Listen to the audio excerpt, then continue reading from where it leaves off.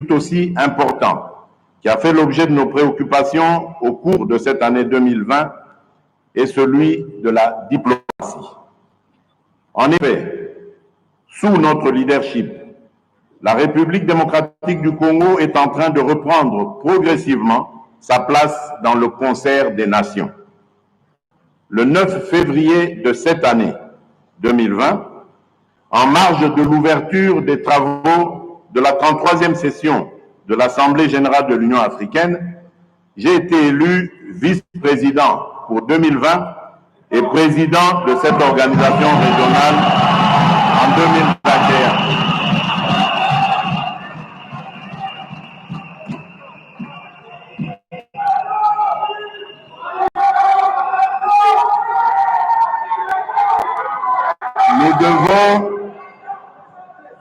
Nous devons contribuer chacun à la réussite de ce mandat qui offre à notre pays l'opportunité de faire progresser plusieurs réformes et projets au niveau continental, mais aussi d'améliorer son image et d'accroître son influence dans le concert des nations. Pour ce faire, une bonne prise en charge de nos ambassades et consulats s'impose dans le but de développer une diplomatie plus ambitieuse, en même temps qu'il est urgent d'apporter certaines réformes qui tiennent compte des contraintes du moment. Honorables députés et sénateurs, distingués invités, les faits saillants qui ont marqué l'année 2020 et dont les plus importants ont été ici épinglés ont l'avantage de nous rappeler que personne ne peut seul gagner la bataille contre la COVID-19 et vaincre les différents défis auxquels nous faisons face. L'élaboration et la mise en œuvre de différentes réformes vont prendre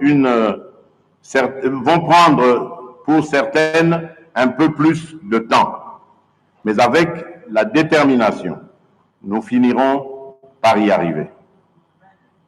La feuille de route du prochain gouvernement qui sera issu de la nouvelle coalition nous engagera sans répit au sein de l'Union sacrée de la nation dans le travail qu'elle impose pour le bien du peuple congolais.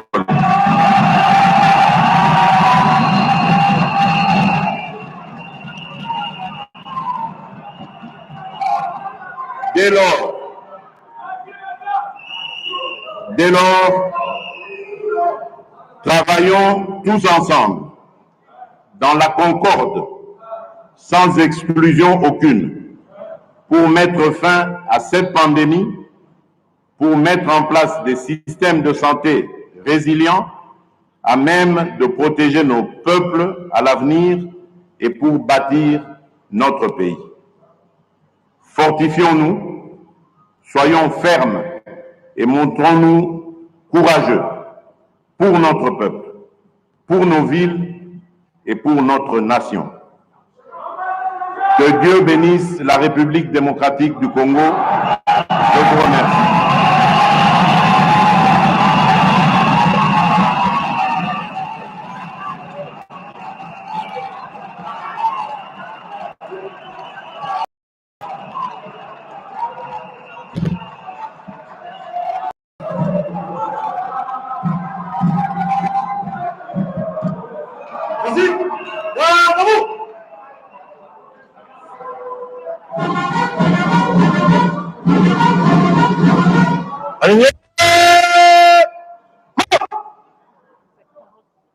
Gardez-vous au centre, présentez armes. Musique, fermez là-bas.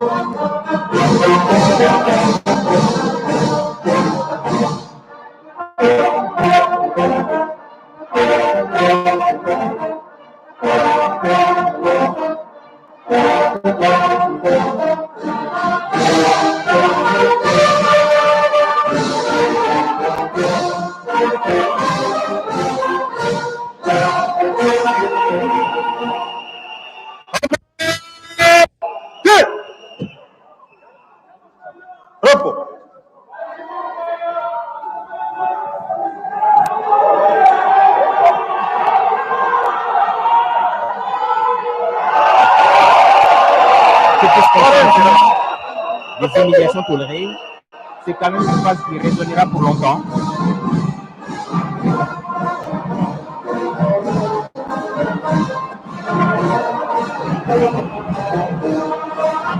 Le président de la République de Giscard Bousséma qui quitte la salle de congrès après son discours sur l'état de la nation. Qu'est-ce qu'on peut tenir de ce discours, Giscard Bousséma? Débuté à 13h30 heure de Kinshasa, ce discours vient de se terminer à 13h45 minutes, pardon, à 14h15 minutes. 35 minutes d'électoral au cours duquel le président de la République a commencé par, comme en 2019, d'abord par rendre grâce à Dieu pour cette grâce qui lui donne de pouvoir se présenter devant les deux chambres du Parlement. Le président de la République a commencé par rappeler l'engagement qu'il avait pris ici même dans ces locales il y a une année par rapport à sa politique de gouvernance, et il a reconnu ces déficits de gouvernance qui l'a amené aujourd'hui à prendre un tournant au niveau de la politique, rompre avec l'Alliance et donner au Congo un nouvel espoir à travers l'union sacrée de la nation pour laquelle on attend le gouvernement dans les prochains jours. Le président de la République, revenant sur les faits marquants, est allé secteur par secteur, de la sécurité jusqu'à la diplomatie, en passant par la santé. Bref, aucun aspect, et par devoir de redevabilité, le président de la République a donné quelques faits marquants. On retiendra par exemple dans le domaine de la santé les efforts entrepris par lui pour venir à bout de la maladie de la COVID-19, même si le président de la République reconnaît quelques défis importants pour juguler définitivement cette maladie. Dans les domaines de la diplomatie, le président de la République a fait mention de ses retours de la RDC dans les girons des nations avec son élection comme premier vice-président de l'Union africaine d'abord et puis président de l'Union africaine. Il sera investi en février 2020. Dans les domaines sécuritaires, des efforts qui ont été déployés dans l'est du pays, toutes les mesures prises par lui ont été également épinglées. Dans les domaines sociaux, la desserte en eau et en électricité, le président de la République reconnaît également le faible déficit, mais il y a deux projets ambitieux qui redonnent de l'espoir avec la construction de deux infrastructures au niveau de l'Embaïmbo et de l'Ozone.